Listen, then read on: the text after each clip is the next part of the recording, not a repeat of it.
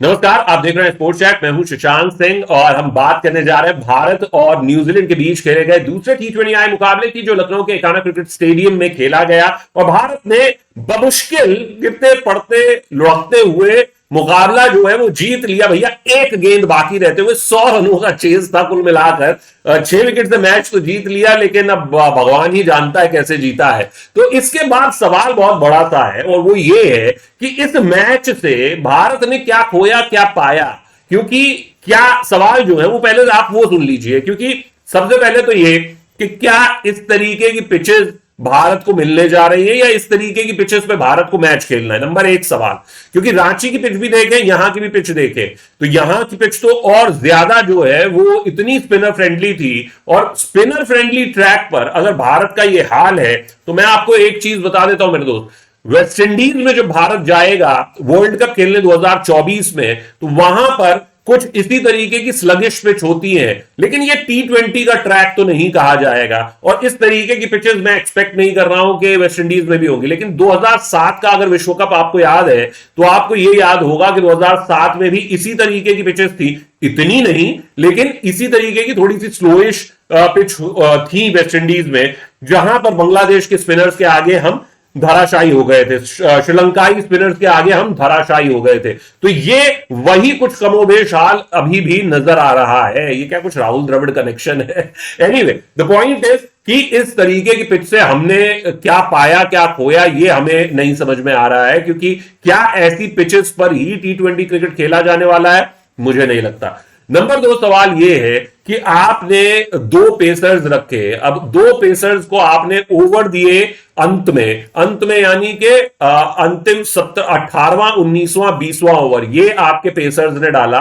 बाकी जितने थे, और ये एक तरीके का एक रिकॉर्ड भी बन गया है भारत और न्यूजीलैंड के मुकाबले में कि 30 ओवर्स जो है वो स्पिनर्स ने डाले। और एक रिकॉर्ड ये बन गया है कि जो दो पार्ट टाइम स्पिनर्स थे उन्होंने पूरे 4-4 ओवर डाले हैं। ग्लेन फिलिप्स और दीपक हुड्डा ने पूरे 4-4 ओवर इस मैच में डाले हैं। T20 मुकाबले में वैसे record number off spin bowling overs जो है वो 33 है, तो उससे तो पीछे रहा ये मुकाबला, लेकिन फिर भी 30 ओवर जो है वो स्पिनर्स ने डाल दिए। तो ये दो रिकॉर्ड बन गए। अब आगे इसके आप देखिए कि जो न्यूजीलैंड की टीम थी वो पूरी तरह से स्ट्रगल कर रही थी। अंत में आकर उन्होंने जो भी रन बना लिए 20-20 रन एक्स्ट्रा ही बना लिए, 99 के स्कोर पर पहुंच गए। आपने सोचा मुकाबला जो है वो भारत भैया आराम से जीतेगा, 8-9 विकेट से मुकाबला जीतेंगे, 10-15 ओवर में मैच खत्म करेंगे, thank you very much, 1-1 series हो जाएगी और अब अहमदाबाद में जाएंगे, वहां पर एक अच्छा मुकाबला देखने को मिलेगा भैया, थर्ड T20I और डिसाइडर होगा। लेकिन होता क्या है कि भारत स्ट्रगल करता हुआ ये भी नहीं लगता कि भारत जीतने जा रहा है, जबकि गेंदें बची थी। पैनिक, और वो पैनिक का एक वाक्य मैं जरूर बताना चाहूंगा, जो वॉशिंगटन सुंदर का रनआउट था। सूर्य कुमार यादव थोड़ा सा रिवर्स स्वीप करने की, हिट करने की कोशिश करते हैं, गेंद पूरी तरह बल्ले पे आती नहीं है, गेंद सीधा फील्डर के पास जाती है, वो भागते हैं आगे और वो बॉल को देखते हुए भागते हैं, जबकि सूर्य कुमार यादव नॉन स्ट्राइकर, माफ कीजिएगा, वॉशिंगटन सुंदर नॉन स्ट्राइकर एंड से हाथ दिखाकर उन्हें रोक रहे हैं। लेकिन उस सब के बावजूद सूर्य कुमार यादव भागते रहते हैं, वॉशिंगटन सुंदर अपना विकेट सैक्रिफाइस करते हैं, क्रीज के बाहर खड़े होकर वो सूर्य कुमार यादव को पास होने देते हैं और वो वहां पर खड़े रहते हैं और सूर्य कुमार यादव उन्हें ही ऐसे हाथ करते हैं। लेकिन ये इसे कहते हैं कि सैक्रिफाइस, और शायद सही डिसीजन भी वॉशिंगटन सुंदर का, लेकिन ये गलत, इसे कहते हैं कि कई भी कभार अपने आप को बलि का बकरा बनाना पड़ता है। तो वो बन गए वॉशिंगटन सुंदर। तो वो रनआउट जो था वो पैनिक की निशानी थी। आपको आराम से रन चाहिए, 50 गेंदों पर 40 रन, 33 गेंदों पर 30 रन, इस तरीके से मामला चल रहा था, 15 गेंदों पर 15 रन। लेकिन उसके बावजूद भी ये मैच अंतिम गेंद के करीब गया, यानी कि एक गेंद बाकी रहते हैं मैच जीते, वो भी सूर्य कुमार यादव ने चौका लगा दिया, कैच होते होते बच गए मिड ऑफ से। लेकिन ये पूरा जो वाकया है वो आपको ये बता देता है कि भैया अभी भी ये जो भारतीय टीम है, चाहे युवा गेंदबाजी, युवा बल्लेबाजी की आप बात करें या फिर जो अभी T20 टीम खेल रही है उसकी आप बात करें, तो वो अभी भी स्पिन के खिलाफ हमारे, चाहे युवा हो चाहे सीनियर्स हो, हमने बांग्लादेश में देख लिया, सब स्ट्रगल कर रहे हैं। एक समय में भारत जो है वो सबसे अच्छी टीम मानी जाती थी स्पिन खेलने के लिए, आज मेरे ख्याल में अगर सबसे बुरी टीमों में शामिल करना होगा तो भारत को करना होगा। जिस तरीके से हम बल्लेबाजी कर रहे हैं स्पिन के अगेंस्ट, चाहे वो टॉप बल्लेबाज हो विराट कोहली, रोहित शर्मा, केएल राहुल, या फिर ये युवा बल्लेबाज हो शुभमन गिल, ईशान किशन, राहुल त्रिपाठी, सूर्य कुमार यादव, हार्दिक पांड्या, कोई भी स्पिन के खिलाफ अच्छी बल्लेबाजी नहीं कर पा रहा है। मैन ऑफ द मैच जरूर सूर्य कुमार यादव बने 31 गेंदों पर 26 नाबाद रनों की पारी के साथ, लेकिन मेरे विचार में जो बाकी गेंदबाजों का योगदान था वो बहुत महत्वपूर्ण था। हालांकि भारत की बल्लेबाजी जब इस तरीके से इस कदर रन बनाएगी तो फिर ये तो सवाल उठेगा ही कि भैया बल्लेबाजी ही ढेर है तो उसमें 26 रन बनाना भी महत्वपूर्ण हो जाता है। एक और सवाल जो है वो ये कि एक बार फिर से शुभमन गिल, ईशान किशन, राहुल त्रिपाठी, ये सब जो बल्लेबाजी है वो पूरी तरह से फ्लॉप साबित होती है। आप कहेंगे कि इस पिच पर तो किसने ही रन बनाए हैं, लेकिन 32 गेंदों पर 19 रन बनाकर अगर आप T20 मुकाबले में आउट हो रहे हैं तो मुझे वो सवाल एक बार फिर से याद दिलाना है कि पावर प्ले में तो अरे भाई ये तो मेडन ओवर निकाल देता है, अरे भाई ये तो सिर्फ इतने रन बनाते हैं। तो वो अग्रेसिव इंटेंट तो दिखाई दे नहीं रहा है पिछले पता नहीं कितने मैचों से। पिछले 13 पारियों में T20 की ईशान किशन रन्स बना नहीं पाए हैं, फ्लॉप साबित हो रहे हैं। 8 पारियां जो उनकी 200 के बाद अंतरराष्ट्रीय क्रिकेट में आई हैं वो सारी वो फ्लॉप साबित हुए हैं।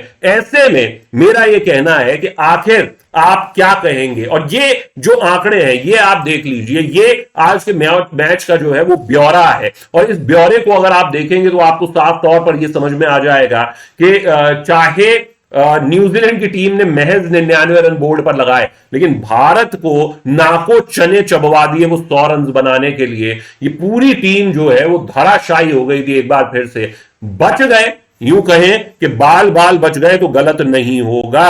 और इसके अलावा देखिए न्यूजीलैंड ने पहले बल्लेबाजी की, और वो आप आंकड़ा देख लीजिए कि न्यूजीलैंड ने क्या किया। ये न्यूजीलैंड की बल्लेबाजी आप देख सकते हैं यहां पर, और इस बल्लेबाजी में न्यूजीलैंड ने कुछ खास किया नहीं।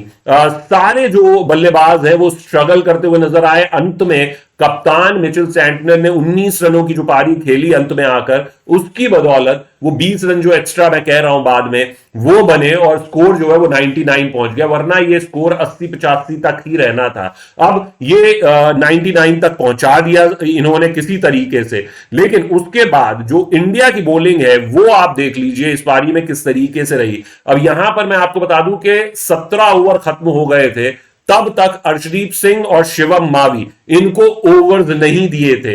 यानी सारे जो ओवर्स है वो हार्दिक पांड्या, सुंदर, चहल, हुडा, यादव इन्होंने डाले, और ये आपके सामने आंकड़ा है। और यहां पर आप देखें Yuzvendra Chahal 2 over 1 maiden 4 run, 4 over में 17 रन 1 विकेट हुडा, 4 ओवर में 17 रन 1 विकेट कुलदीप, वॉशिंगटन सुंदर 17 रन 1 विकेट, और Hardik Pandya 25 run 1 wicket. 18वें over में अर्शदीप आते हैं, 2 विकेट लेते हैं, 2 ओवर में 20वां ओवर भी डालते हैं, 2 ओवर में 7 रन 2 विकेट, और शिवम मावी अपने जो 19वां ओवर डालते हैं वहां पर 11 रन लुटवा देते हैं। तो इसके चलते ये पूरा स्कोर बनता है। भारतीय टीम बल्लेबाजी के लिए आती है मेरे दोस्त, और वो बल्लेबाजी में क्या करती है, ये करती है, यानी कि आप जरा ऊपर से देख लें, 9 गेंदों पर 11 रन शुभमन गिल, ठीक है, लेकिन एक बार फिर से वो शिकार होते हैं स्पिन का। ऑफ स्पिनर माइकल ब्रेसवेल को अपना विकेट वो थमा देते हैं। ईशान किशन रन आउट होते हैं, लेकिन 32 गेंदों पर 19 रन बनाकर खेल रहे थे। शुक्र मनाइए कि भैया और बुरा नहीं खेले, 32 गेंदों पर 19 रन। ईशान किशन एक और पारी फ्लॉप। उसके बाद राहुल त्रिपाठी, एक अच्छा मौका था, फिर जाया किया, 18 गेंदों पर 13 रन। 4 पारियां अब उनकी हो गई है, एक पारी उनकी ऑफ नोट आई है, 16 गेंदों पर 35 रन श्रीलंका के खिलाफ दूसरे मैच में। अब यहां पर देखिए सूर्य कुमार यादव 31 गेंदे 26 रन, वो भी रन आउट उन्हें होना चाहिए था, लेकिन वॉशिंगटन सुंदर ने अपना विकेट सैक्रिफाइस किया, 9 गेंदों पर 10 रन बनाकर, वो भी अच्छा खेल रहे थे। हार्दिक पांड्या आते हैं 20 गेंदों पर 15 रन, ऐसा कोई उन्होंने तूफान नहीं ले आया। लेकिन जैसा मैंने कहा कि गिरते पड़ते सोते गिरते जो भी आप मान ले, भारत जो है वो मैच जीत गया। और इसी तरीके से जो कुल मिलाकर बात है, अगर आप न्यूजीलैंड की बॉलिंग भी देखेंगे तो आपको वहां पर समझ में आ जाएगा कि किस तरीके से इनका जो बॉलिंग लाइनअप, 4 ओवर में 13 रन 1 विकेट सिर्फ माइकल ब्रेसवेल ने दिए। ग्लेन फिलिप्स को आप देखिए, part time bowler, 4 over 17 run, वही दीपक हुडा वाला हाल।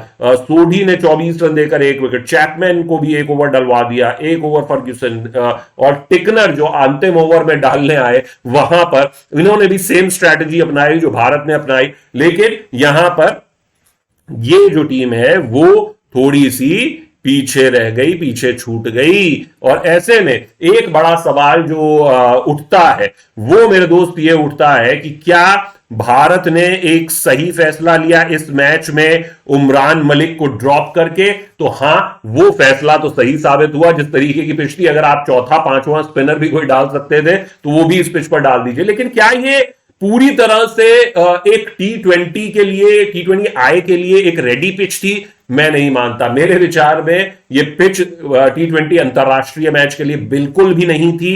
आप चाहे इसके बारे में जो भी कहें। अब आ जाते हैं मुख्य सवाल, और वो मुख्य सवाल ये है कि क्या पृथ्वी शॉ को मौका मिलेगा अब थर्ड T20I में? मुझे नहीं पता। मुझे लग रहा है कि पृथ्वी शॉ को थर्ड T20I में भी मौका नहीं मिलेगा, क्योंकि भारत ने अभी 1-1 कर लिया है सीरीज, तो थर्ड T20 से भी पृथ्वी शॉ का पत्ता कट है। लेकिन मैं, आप कहें कि वो सही डिसीजन होगा, बिल्कुल भी सही डिसीजन नहीं होगा, क्योंकि पृथ्वी शॉ जो है वो आप देखें 152 की स्ट्राइक रेट से वो पावर प्ले में रन बनाते हैं। उनकी ओवरऑल स्ट्राइक रेट T20Is में 152 की है। अब शुभमन गिल 119 की स्ट्राइक रेट, ईशान किशन लगातार फ्लॉप होते जा रहे हैं। और ये आज कहना होगा कि देखिए, वो मैं किसी पर एक जनरलाइज्ड कमेंट नहीं करना चाहता, लेकिन अगर आप देखेंगे ओवरऑल सिनारियो ईशान किशन का, तो वो बहुत ज्यादा अच्छा उनका आंकड़ा नहीं रहा है और वो लगातार फ्लॉप होते हुए आपको नजर आ रहे हैं। अब ऐसे में क्या आप ऐसे प्लेयर को रखेंगे? ये एक बड़ा सवाल हो जाता है, और मेरे विचार में आपको फिर आगे के लिए सोचना होगा। यानी कि क्या ईशान किशन जो है वो आपके ओपनर है, लॉन्ग टर्म ओपनर है? तो ये आपको सोचना होगा कि क्या ईशान किशन ही आपके लॉन्ग टर्म में खेलने जा रहे हैं। तो मेरे विचार में वो सवाल, मैं तो नहीं मानता कि वो सही है कि ईशान किशन ही आपके नंबर 1 ओपनर है, क्योंकि इन आंकड़ों के साथ मुझे तो नहीं लगता। और आज का अगर आप 19 रन जोड़ देंगे तो स्ट्राइक रेट जो है वो 123-24 की हो जाएगी, जो एवरेज है वो 25 के करीब की हो जाएगी। तो ऐसे में मैं नहीं मानता कि ईशान किशन जो है वो आपके लिए सही ऑप्शन है, क्योंकि वो आपको याद दिलाते हैं ऋषभ पंत की T20Is में जो 66 मैच फ्लॉप हुए, तब जाकर हमें अकल आई कि भैया हां, अब हमें इनसे आगे बढ़ना है, हमें इनसे आगे सोचना होगा। तो ये वो आंकड़े हैं जो मैं आपको दिखा रहा हूं, और यहां पर अगर आप पूरा ओवरऑल देखें तो ये सवालिया निशान भी है। शुभमन गिल भाई अब 5 पारियां उनकी हो गई हैं अंतरराष्ट्रीय T20Is में, और एक पारी में बस उनके रन आए हैं 46। उसके अलावा वो पूरी तरह से फ्लॉप साबित हुए हैं। तो ये अब उनको इसके आगे सोचना होगा, नहीं तो फिर दिक्कतें पेश आ सकती है। अर्शदीप ने एक तरीके से अपने आप को रिडीम कर लिया है, लेकिन आज के मैच से मेरे विचार में किसी को भी कुछ भी जज नहीं करना चाहिए। तो अल्टीमेटली भारत के पास अभी भी सवाल बहुत हैं, और जैसा कि मैंने कहा कि पृथ्वी शॉ को लेकर एक सबसे बड़ा सवाल है कि क्या पृथ्वी शॉ को किसी तरीके से आप जो अहमदाबाद में T20I होने जा रहा है वहां पर इंक्लूड करें, डिसाइडर में शामिल करें। लेकिन किसकी जगह पर आप शामिल करेंगे? अगर आप ईशान किशन की जगह पर शामिल करते हैं तो फिर विकेट कीपिंग कौन करेगा? क्या आप राहुल त्रिपाठी की जगह पर जितेश को ले आएंगे? ये बहुत सारे सवाल हैं, क्योंकि लास्ट T20I जो कि डिसाइडर होने जा रहा है, सीरीज जीत और हार का अंतर होने जा रहा है, वहां पर अगर आप इतने सारे चॉप एंड चेंज करेंगे तो फिर सवाल आप पर भी उठेगा। तो ऐसे में जिन्होंने सीरीज खेली है, अल्टीमेटली वही सीरीज शायद आपको आगे भी खेलते हुए नजर आएंगे। लेकिन फिर इसके अलावा आपके पास ऑप्शंस क्या रह जाते हैं? लेकिन एक चीज तो आपको ध्यान देनी होगी कि भैया देखिए, ना तो शुभमन गिल ना ही पृथ्वी शॉ ये आपके लिए वर्कआउट नहीं कर रहे T20Is में, और आपको एक स्टेप आगे अब सोचना होगा। हालांकि अब भारत को T20I खेलने नहीं है, अब सीधा IPL खेलना है, तो मुझे नहीं लग रहा कि पृथ्वी शॉ को कोई मौका मिलने जा रहा है, लेकिन केस तो उनका बनता ही है। अर्शदीप सिंह की गेंदबाजी, देखिए वो आपके नंबर 1 गेंदबाज हैं, उन्हें ही आपको सुधारना होगा और उन्हीं से ही आपको काम निकलवाना होगा। जो गलतियां कर रहे हैं उन्हें गलतियों को आपको सुधारना होगा। उमरान मलिक का क्या? मुझे नहीं पता। उमरान मलिक को किस तरीके से देख रही है ये टीम, अगर उन्हें इस तरीके से देख रही है कि भाई उनके ओवर्स में रन्स बहुत जाते हैं, तो फिर तो कुछ नहीं किया जा सकता, क्योंकि इन आंकड़ों के साथ उमरान मलिक जो है, अगर आप देखें तो वो एक फैक्टर जहां पर वो उनके फेवर में नहीं जाता वो है नीचे इकोनॉमी रेट, जो कि 11.25 की इकोनॉमी रेट से वो रन लुटा रहे हैं। लेकिन स्ट्राइक रेट जब आप इस खिलाड़ी की देखते हैं तो आपको लगता है कि ये बेस्ट प्लेयर है। 14 की स्ट्राइक रेट, यानी हर 14वीं गेंद पर ये विकेट लेता है। उसके अलावा आप देखें बेस्ट जो है वो 3 विकेट्स लिए हुए हैं, लेकिन रन 48 दे दिए 24 गेंदों पर। और एवरेज भी चलिए मान लेंगे ओके है, लेकिन और विकेट्स भी चटकाते हैं, लेकिन एक्सपेंसिव वो बहुत साबित हो रहे हैं। तो उन्हें इस बात को लेकर तो जरूर वर्कआउट करना पड़ेगा कि आखिर क्या करना चाहिए। और इसी वजह से जो बड़ा सवाल है वो ये है कि क्या भारत जो फाइनल T20 आए हैं उसमें कोई बदलाव करने जा रहा है। तो मुझे ऐसा लग रहा है कि फाइनल जो T20 आए होगा उसमें जो बदलाव होंगे भी वो सिर्फ और सिर्फ पिच को देखते हुए, भारत 3 पेसर्स के साथ जाता है या 3 स्पिनर्स के साथ, और जिस तरीके से न्यूजीलैंड की टीम फिलहाल खेलती हुई नजर आ रही है, मुझे ऐसा लग रहा है कि भारत इसी सेम कॉम्बिनेशन के साथ, यानी जो आज मुकाबला खेले, यानी उमरान मलिक बाहर रहेंगे, युजवेंद्र चहल अंदर रहेंगे, इसी टीम के साथ अहमदाबाद में भी जाएगा। और अहमदाबाद में मैं आपको बता दूं कि ये जैसी रांची में और जैसी यहां लखनऊ में पिच मिली है, अहमदाबाद में वैसी नहीं मिलेगी। वहां पर थोड़ा सा बल्लेबाजी फ्रेंडली कंडीशंस होंगे। तो वहां पर क्या आप युजवेंद्र की जगह उमरान को लाना चाहेंगे? मुझे ऐसा लग रहा है कि भारतीय टीम अब रिफ्रेन करेगी, क्योंकि तीसरे पेसर की भूमिका हार्दिक पांड्या निभा रहे हैं। तो ऐसे में सेम टीम के साथ जाएंगे और पृथ्वी शॉ को भी शायद मौका नहीं मिलेगा। लेकिन वही दक्ष प्रश्न कि इस मैच से भारत ने क्या खोया, क्या पाया? मेरे विचार में इस मैच से भारत ने सिर्फ एक सीख ली। अगर कुछ जो पॉजिटिव्स है कि आप दीपक हुडा से 4 ओवर्स करवा सकते हैं, अगर आप उनको कॉन्फिडेंस में रखें, तो वो नंबर 6 के लिए जो आपका ऑलराउंडर का स्लॉट है वहां पर वो 4 ओवर आप उनसे निकलवा सकते हैं। हर मैच में आप उनसे 1-2 ओवर निकालें, ये एक पहला पॉजिटिव है। दूसरा पॉजिटिव ये है कि आपके ये जो स्पिनर्स हैं, आपकी ताकत स्पिनर्स हैं, इंडियन पिचेस पे आपकी ताकत स्पिनर्स है। और अर्शदीप को आप थोड़ा सा कॉन्फिडेंस दीजिए, वही आपका नंबर 1 गेंदबाज है, जैसा कि हमने आंकड़ों में भी दिखाया। और इसके अलावा जो सबसे बड़ी चीज है कि भारतीय बल्लेबाजी में अभी बहुत सुधार की गुंजाइश है, और यह बल्लेबाजी आपको वर्ल्ड कप नहीं जितवाने जा रही है। इस बल्लेबाजी से आपको थोड़ा सा सुधरना होगा। आज बहुत से लोग आएंगे, वो कहेंगे अरे देखिए भारत जीत गया, तो मैं कहूंगा कि थोड़ा आईना भी देखिए क्योंकि भारत जो जीता है वो भगवान भरोसे ही जीता भैया। अब उम्मीद करते हैं कि जो फाइनल T20 आए होगा वहां पर हमें कुछ अंतर दिखाई देगा। देखिए, मुझे शुभमन गिल पर पूरा भरोसा है, लेकिन जो ईशान किशन है वो भरोसा नहीं जगा रहे हैं, वो उस तरीके से कॉन्फिडेंस नहीं जगा रहे हैं। हाँ, ईशान किशन के साथ साथ शुभमन ने भी अपने मौके गंवाए हैं। राहुल त्रिपाठी एक बहुत बड़ा कंसर्न होते जा रहे हैं। उन्हें भी अब ये देखना होगा कि 5 मैचेस उन्होंने जाया कर दिए हैं शुभमन की तरह। तो अब उनको आगे किस तरीके से जाना है? आपकी जो भी राय है वो जरूर हमारे साथ शेयर कीजिएगा, क्योंकि मुझे ऐसा लगता है कि जब अब अगली सीरीज आएगी, क्योंकि अब अगली सीरीज तो 3-4 महीने बाद आएगी T20 आईज की। अब तो वनडे है, अब टेस्ट है, फिर वनडे है, फिर IPL है, तो 3 महीने तो अब कुछ नहीं है। तो T20s का एक आखिरी मुकाबला खेलिए और T20 आईज को भूल जाइए। वर्ल्ड कप ईयर है वनडे का। तो आप क्या सोचते हैं, जब अगला T20 आएगा तो क्या टीम कुछ बदली नजर आएगी?